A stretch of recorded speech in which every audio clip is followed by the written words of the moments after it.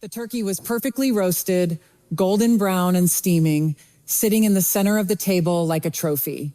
I had paid for it. I had paid for the green beans, the mashed potatoes, the wine my father was currently pouring into his glass, and the electricity keeping the lights on in this damp, peeling bungalow. My name is Alyssa. I am 25 years old, and for the last 4 years, I have been the invisible engine keeping my family afloat. But tonight, the engine was about to be scrapped. My father, Bradley, slammed his fork down. The sound cracked through the dining room, sharp and violent. "You're bringing bad luck into this house," he spat, his face flushing a dangerous shade of red. "Your selfish energy is ruining everything. Look at this place. It feels cursed because of you." I froze, the serving spoon hovering over the stuffing. My mother, Danielle, didn't look up. She just kept chewing, her eyes fixed on her plate as if the pattern of the china was the most fascinating thing in the world. My younger brother, Blake, shrank into his hoodie, staring at his lap. "What?" I whispered, my voice barely audible over the rain hammering against the roof. "You heard me," Bradley roared, standing up so abruptly his chair screeched against the floor. "I want you out. Tonight. Pack your bags and leave. This is my house, and I need to cleanse it of your negativity." The cruelty was breathtaking. Outside, a Seattle storm was raging, turning the streets into rivers. Inside, the man whose specialized medical debt I paid every month was evicting me mid-meal. He wasn't just kicking me out, he was erasing me. Drop a comment and let me know where you're listening from and what time it is for you right now. I'd love to know who's part of our community. I didn't scream back. I didn't flip the table or throw the receipt for the turkey in his face. Retaliation requires energy, and in that moment, I was running on empty fumes. I simply stood up, the chair legs scraping against the linoleum like a gasp, and walked out of the kitchen. My mother didn't turn around. The only sound was the clinking of her fork against the china, a steady, rhythmic dismissal of my existence. I walked down the hallway to my bedroom and closed the door. The latch clicked, and for a moment, I just stood there, staring at the peeling wallpaper in the corner where the damp Seattle air had been winning the war for years. I should have been furious. I should have been tearing the room apart. Instead, I felt a strange, heavy paralysis. It wasn't shock, it was the suffocating weight of inevitability. For the last 4 years, I had paid $2,500 a month to keep this house running. That money covered the rent, the heating oil, the groceries, and the installments on the specialized medical debt Bradley had accrued years ago after a workplace injury he refused to sue for. I wasn't just a contributor, I was the load-bearing wall. Without me, the roof would collapse. Yet, standing there amidst my packed boxes, I realized I had never been the architect of this home, only its maintenance crew. I sat on the edge of my bed, the mattress sagging under the weight of my exhaustion. Why had I stayed? Why had I endured the snide comments about my cushy office job and the passive-aggressive guilt trips about family duty? It wasn't loyalty. It was conditioning. It was the invisible chain of the survivor. When you are raised in a house where love is transactional and your worth is measured by your utility, you develop a warped sense of gravity. You believe that leaving isn't freedom, but abandonment. I had convinced myself that I was the only thing standing between my family and the abyss. I saw myself as the guardian of my younger brother, Blake, the only one who seemed to see the cracks in the foundation. I believed that if I stopped paying, he would be the one buried in the rubble. I had been a prisoner in a cell with an unlocked door, staying not because I was forced to, but because I had been trained to believe that the world outside was colder than the one inside. I thought I was their savior. But tonight, staring at the suitcase I had bought for a vacation I never took, the truth settled over me like a cold frost. I wasn't their savior. I was their enabler. And my father wasn't evicting a burden. He was trying to reclaim a sense of power he had lost the moment he cashed my first check. He needed to feel like the king of his castle, even if the castle was built on a foundation I had paid for. I stood up and walked to the closet, I didn't pack everything. I packed only what I needed to survive. My laptop, my documents, the few clothes that fit the woman I was becoming, not the girl they wanted me to remain. The paralysis began to fade, replaced by a low, humming clarity. The invisible chain had snapped. I drove through the rain, the windshield wipers slapping a steady rhythm against the glass. My eyes remained dry. My breathing remained steady. Panic is for people who don't have a contingency plan. I work in logistics. I drove straight to my friend's apartment, parked the car, and carried my single suitcase upstairs. The moment I sat on her couch, I didn't ask for a tissue. I asked for the Wi-Fi password. I opened my laptop. The screen glowed blue in the dark living room, a beacon of clinical precision. It was time to close the account. For years, my family had been a business venture I was pouring capital into, hoping for a return on investment that never came. Tonight, I was liquidating the asset. I logged into the utility portal first. The balance was zero, paid in full by me 2 weeks ago. I clicked on the auto-pay settings, cancel. A warning popped up asking if I was sure because service might be interrupted. I clicked confirm. Next was the landlord's payment portal. Then the heating oil company. Finally, the financing portal for Bradley's medical debt. That one was the heaviest lifting. It was a high-interest consolidation loan I had been chipping away at for 48 months. I removed my bank details. I deleted the scheduled transfer. I sat back. It had taken 12 minutes to dismantle the infrastructure of their lives. It wasn't revenge. It was a correction. I had been treating them like dependents, and they had treated me like a host. Now, the parasite had been removed. 3 days later, the text came. Internet is down, fix it. It was from my mother. I didn't reply. 2 hours later, another text. It is freezing in here. Did you forget to pay the oil man? I deleted the thread. Then came the phone call.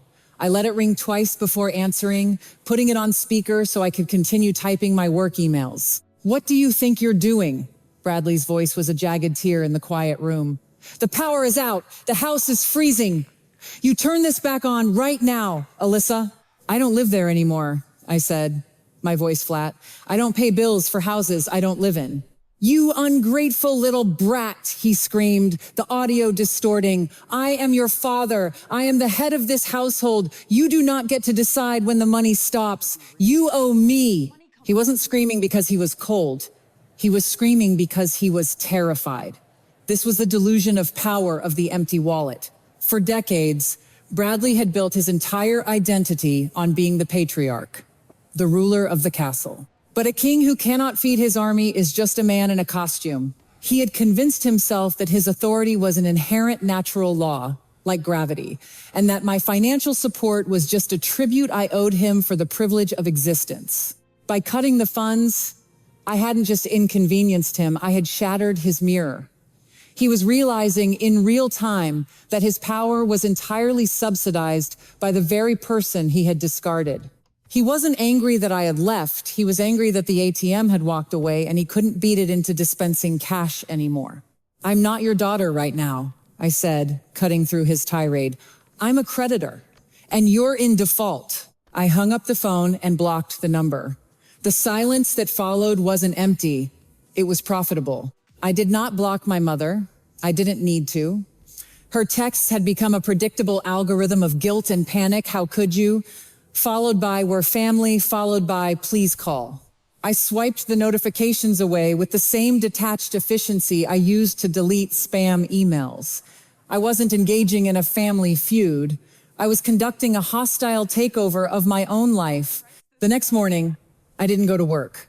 I went to a glass and steel building downtown, the kind with a lobby that smelled of expensive coffee and intimidation. I had an appointment with a forensic accountant named Mr. Sterling. I didn't want a therapist to help me process my feelings.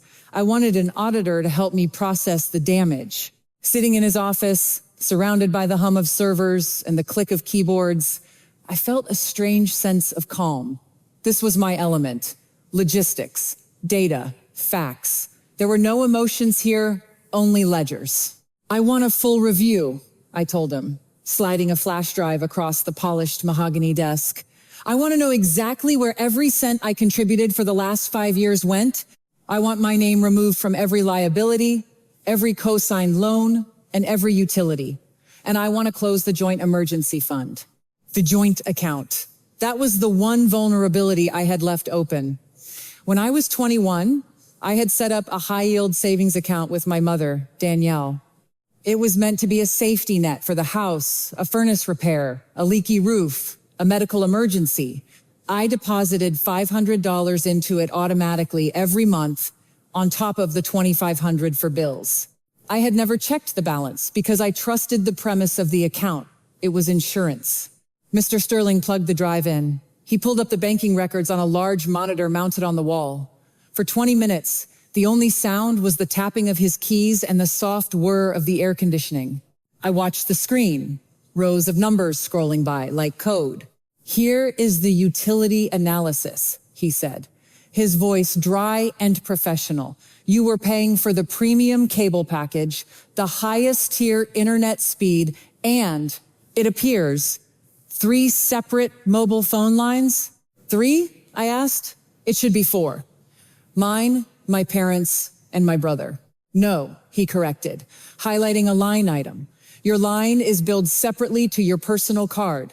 The house account pays for 3 lines. One is labeled Blake, one is parents, and the third is unassigned data plan for a tablet. I stared at the screen. I didn't have a tablet. My parents didn't use technology beyond the remote in their phones. Blake. They had bought him a tablet on the house account, buried in the bundle I paid for. A small theft, but a telling one. Keep looking, I said, my voice hardening. Mr. Sterling moved to the joint savings account. He clicked open the transaction history. I expected to see a accumulating balance, maybe a few withdrawals for the water heater repair last winter. Instead, I saw red. Miss Alyssa, Mr. Sterling said, pausing. He adjusted his glasses and leaned closer to the screen. There is a recurring monthly transfer out of this account. It began 4 years ago, 2 months after you opened it. Transfer to where? I asked. To an external account, he replied. It is labeled maintenance. But the routing number doesn't match any contractor or service provider in our database. It matches a private custodial account. The room seemed to drop in temperature. Custodial? Like for a child? Yes, he said. Or a beneficiary. I stood up and walked to the window, looking out at the gray Seattle skyline. The rain was falling against the glass, distorting the world outside. Inside, everything was coming into sharp, terrifying focus. My parents hadn't just been bad with money. They hadn't just been struggling. Trace it, I said, turning back to him. I want to know exactly whose name is on that account. Mr. Sterling's fingers flew across the keyboard, a staccato rhythm that sounded like nails on glass. He pulled up a tracing program, linking the routing number to the receiving bank. A progress bar loaded on the screen. 90%, 99. Got it, he whispered. He rotated the monitor so I could see. The account wasn't a bill collector. It wasn't a contractor. It was a high-yield custodial brokerage account titled the Blake Anderson Future Fund. I stopped breathing. The room spun. And the medical debt? I asked, my voice sounding hollow, like it was coming from someone else. The $500 a month I sent to the financing portal for Bradley's back surgery? Mr. Sterling clicked another tab. There is no financing portal, Miss Alyssa. That routing number connects to the same brokerage account. It was just a different subfolder labeled medical to appear legitimate on your bank statements. I did the math instantly. $500 for the joint savings, $500 for the fake medical debt. That was $1,000 a month. For 48 months? How much is in there, I asked. With compounded interest and market growth, Mr. Sterling said, highlighting the final figure in bold green text, $52,480. $52,000. I stared at the number until it burned into my retinas. For 4 years, I had eaten ramen noodles for dinner. I had worn my winter coat inside my apartment because I was terrified of turning up the thermostat and costing them too much money. I had skipped dentist appointments. I had stayed in a job I hated because I needed the stability for them. And the whole time, they weren't poor. They weren't struggling. They were harvesting me. They had looked me in the eye when I handed over my checks, feigning gratitude, acting like they were barely keeping their heads above water while they funneled my life savings into a golden parachute for my brother. They hadn't just favored him, they had cannibalized my future to feed his. This is theft, Mr. Sterling said quietly. This is fraud. Wire fraud, specifically. It's not just fraud, I said, standing up. The paralysis I had felt in my bedroom was gone. The sadness was gone. All that was left was a cold, white-hot clarity. It's a sacrifice. They sacrificed me on the altar of their favorite son. I looked at the printer. Print it all. Every transfer. Every statement. Every lie. Mr. Sterling hit print. The machine whirred to life, spitting out page after page of evidence. I watched the stack grow. It was a heavy, physical manifestation of my worth to them. I wasn't a daughter. I was livestock. And they had butchered me, piece by piece, to keep Blake warm. I picked up the stack of papers. They were still warm from the printer. What are you going to do? Mr. Sterling asked, handing me a manila envelope. I slid the evidence inside and sealed it. The sound of the adhesive sticking was the most satisfying thing I had heard in years. I'm going to make a withdrawal, I said. I drove to the house in the dark. The streetlights reflected on the wet pavement, but the windows of my parents' bungalow were black. The power was still out. They hadn't paid the bill because they were waiting for me to break. They were waiting for the guilt to drag me back. I walked up the driveway, the manila envelope heavy in my hand. I didn't use my key. I knocked. 3 sharp, authoritative raps. My mother opened the door. She was wearing a heavy wool coat inside the house, holding a flashlight. When she saw me, relief washed over her face, pathetic and instant. Alyssa! Oh, thank God. We knew you'd come back. It's freezing in here, honey. Your father is... Move, I said, stepping past her. Bradley was sitting at the kitchen table, wrapped in a blanket, lit by a single camping lantern. He looked up, his face settling into a smug mask of victory. Took you long enough, he sneered. I hope you brought your checkbook. The reconnection fee is... I dropped the envelope on the table. It landed with a heavy thud, sliding into the circle of lantern light. I didn't bring a checkbook, I said, my voice ice cold. I brought an indictment. Bradley frowned, reaching for the envelope. What is this? It's a forensic audit of the joint account, I said, and the medical loan financing portal. And the custodial brokerage account you opened 4 years ago in Blake's name? The silence that followed was absolute. It sucked the air out of the room. Bradley froze, his hand half extended. Danielle gasped, a sharp, terrified sound from the doorway. I know, I said, leaning forward, placing my hands on the table. I know you weren't broke. I know you weren't struggling. I know that every time you told me we couldn't afford heat, you were transferring my rent money into a high-yield portfolio. You stole $52,480 from me. It was for the family, Bradley stammered, the bluster draining out of him like water from a cracked pipe, for Blake's future. You want him to succeed, don't you? Don't you dare, I cut him off. You didn't do this for Blake. You did it because you felt entitled to my labor. You cannibalized one child to feed the other. That isn't parenting. It's wire fraud, it's grand larceny, and in the state of Washington, it carries a sentence of up to 20 years. I pulled out my phone and set it on the table next to the evidence. You have 2 choices, I said. Choice A, you log into that brokerage account right now and transfer the full balance, principal, and interest to my account. Choice B, I walk out that door, drive to the police station, and file a formal report. And then I drive to Blake's dorm and show him exactly how his college fund was funded. Danielle stepped into the light, tears streaming down her face. Alyssa, please. He's innocent. Don't ruin this for him. I'm not ruining anything, I said. You did. You have 5 minutes. Bradley looked at Danielle. Then he looked at the thick stack of papers, the undeniable proof of his crime. He looked small, The tyrant king was gone, replaced by a shivering old man caught in a lie. He pulled out his phone. His hands were shaking so badly he had to type the password twice. I watched in silence as he initiated the transfer. I waited until the notification popped up on my own screen, funds received. "It's done," he whispered, not meeting my eyes. "Are you happy? You've stripped us clean." "I didn't take anything that wasn't mine," I said, picking up the envelope. "I needed to keep the evidence, and I didn't strip you clean. I just stopped letting you steal." I turned to leave. "Alyssa," my mother called out, her voice cracking. "Where are you going?" "Away," I said. "For good." I walked out into the rain, leaving them in the cold, dark house they could no longer afford to heat. I got into my car, locked the doors, and drove away.